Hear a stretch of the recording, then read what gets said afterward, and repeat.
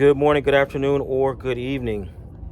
Whatever time it is when you hear this message, I pray that you're poised to receive, to accept, and to respond to words of wisdom. Ashe. So last night I had the privilege of attending a lecture delivered by Dr. Umar Ifatunde Johnson in Savannah, Georgia. Great lecture, great lecture. And I think that it was great not only because of the way in which he delivered it, highly educational and somewhat entertaining at the same time. Um, I think that the message is super relevant to African Americans overall, and particularly to Orisha devotees, And I want to really step on that. But before I do, I want to address something that is of significance, but it needs to be put into proper perspective. Every time I share something about Dr. Umar, I've noticed this over the years. Every single time I share something with about Dr. Umar on social media, you get a couple of people who pop in there, naysayers, detractors, who have something to say. And there are a few things I've noticed about these people, and it's important to put them in a proper perspective. The first thing that I notice about these people is that they never know what they're talking about. They never know what they're talking about. What I mean is this. I've never heard these detractors come out and say, oh, Dr. Umar is a second-rate school psychologist. This guy couldn't navigate an IEP meeting to save his life. Or this guy doesn't know the first thing about the DSM. They don't ever say anything like that. They never say, oh yeah, I read Dr. Umar's book cover to cover, and let me tell you, it is all outdated, obsolete data, or I read the first 20 pages, and nothing like that. You never ever hear these people say these things. It's always some gossipy, anecdotal, personal slight, or playground level dismissal of this brother and his work. That's the first thing you got to know. These people don't know what they're talking about. They've not done their homework. As a result, number two, they cannot engage in the conversation. They're not even in the conversation. Not even that they can't engage in the conversation. They are not part of the conversation. They are like, by analogy, if we went to a sporting event, we went to a football game, these naysayers are folks in the parking lot talking loud and bold about what's going on in the locker room. They're talking like they are suited up and they're with their teammates, and these are the things that we need to do, and this is how we're going to start the game off, and that's how they talk. But they're not in uniform. They're not on the team. They're not front row. They're not anywhere in the stadium. They're in the parking lot. They had to bring their own beer. They had to go pee somewhere in the corner where nobody can see them. They're not part of the conversation at all. They're just over in the parking lot talking loud about things that they don't know. The third thing that I notice about these folks is that they will do and say anything for attention. That's their real goal. They are hecklers who are desperate for attention, any kind of attention. Case in point, last night at the lecture, there was a young sister there who, after the lecture had ended, there's probably about 75, 80 people, and folks were waiting around to either have their book signed or they were going to take a picture with Dr. Umar. And this woman pulls out her phone and goes live, and she starts talking about all these MFs. She wasn't talking bad about Dr. Umar. She was heckling all the MFs in the audience and spinning her phone around. You see all these MFs, blah, blah, blah. And none of these, everything that you can imagine, derogatory. They weren't going to be at the protest, or somehow they were, I don't know, irresponsible flakes by her estimation because of something. I don't know. But she did this in the midst of the crowd of people, right?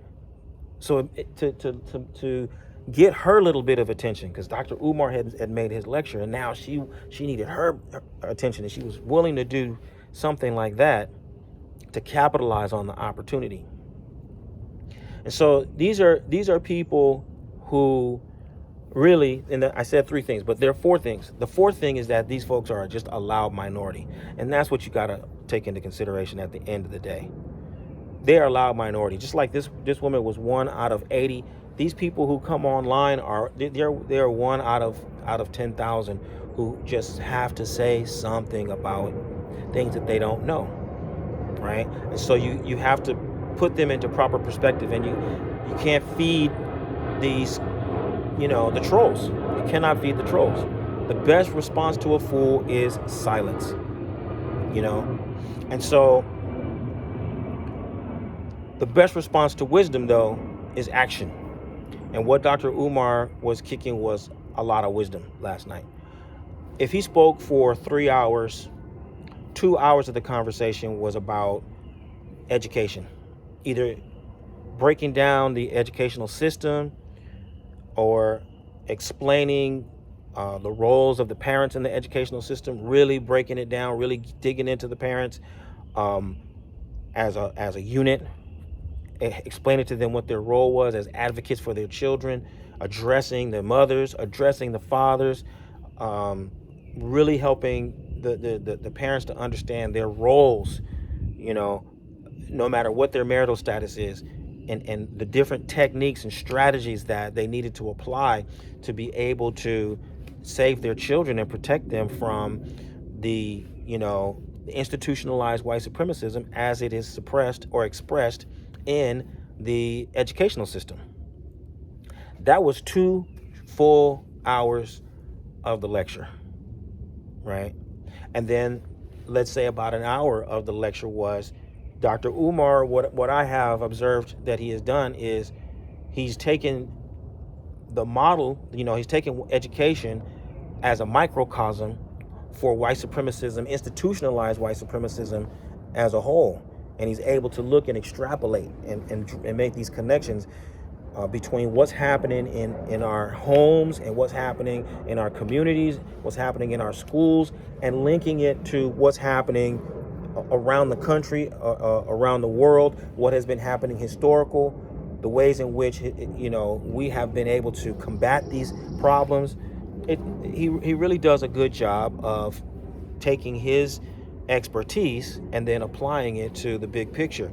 And I think this is where it becomes very important for African Americans in general, but specifically for Orisha devotees, because in the same way that he knows education and is connecting the dots between white supremacism and the educational system, you work in the mayor's office, you work for company A, B, or C, you work in the entertainment industry, you work in hospitality industry, wherever you work, you're able to see the ways in which your industry practices institutionalized white supremacism and disadvantages our people. But you don't take a stance. You don't get up and address the inequity in your workplace or in your industry the way that Dr. Umar does, right? And so at the very least, as an Orisha devotee, you need to have the wherewithal to direct your prayers and your invocations and seek out the proper sacrifices to address the real problems that you see. Not just your own personal problems, but what are the problems that are taking place in your community, right? And this is one of the greatest takeaways of the lecture that I know that no matter where you're from, you can address. Dr. Umar stated this, and I've seen the same thing in my travels. I've been to over 50 cities in the United States of America. I've been to over 50 cities here. And what he said rang true, which is you can go anywhere in the community, coast to coast, north, south, east, or west, and you're not going to find in the black community a place that has its own bank, its own hospital, its own school, right? We don't have the institutions that really sustain a community. And this is true in spite of the fact that we're, $2 trillion. We're spending $2 trillion a year. We're the 10th wealthiest nation in the world, right? And we don't have we don't have a supermarket, a supermarket chain. We don't have hospital, right? There's no community that has hospital, school, uh, grocery, and bank. Like, that's unbelievable given our position in this society. And so, at the very least, no matter if you practice the Afro-Cuban tradition or the Haitian tradition or the West African tradition, we all should be praying and sacrificing so that we can establish a supermarket, we can establish a bank, we can establish our own school, right? We can establish our own hospital. That's something that should be on all of our radar, right? Every single devotee should be focusing on those things. And so this is why I really, really think that what Dr. Umar is saying is very important to us. It's very crucial, because what are we praying for? We're praying for long life. We're praying for prosperity. We're praying for spouses. We're praying for victory over enemies, right? We're praying for healthy children. All of those things will be addressed if we collectively put our spiritual energy to focus on things like hospital, school, bank, grocery store, right? So I love what the brother is saying, and I really, really hope that you will make the time and the effort to listen to what he's saying and extrapolate from that lesson the things that you know you really need to do. You may not agree with 100% of what he says, but there's enough of what he's talking about that you agree with. And you can, as with everything else, you can discard the part that doesn't apply to you, and you can put into use the part that does apply to you. Okay? So that's my invitation to the Orisha community. Go listen to what Dr. Umar Ifatunde Johnson is talking about, and start putting it into practice in your community, so that we can indeed start living the medicine that will heal our lives and heal the lives of those who we are destined to serve. Abo Raboye, Abo Shishem.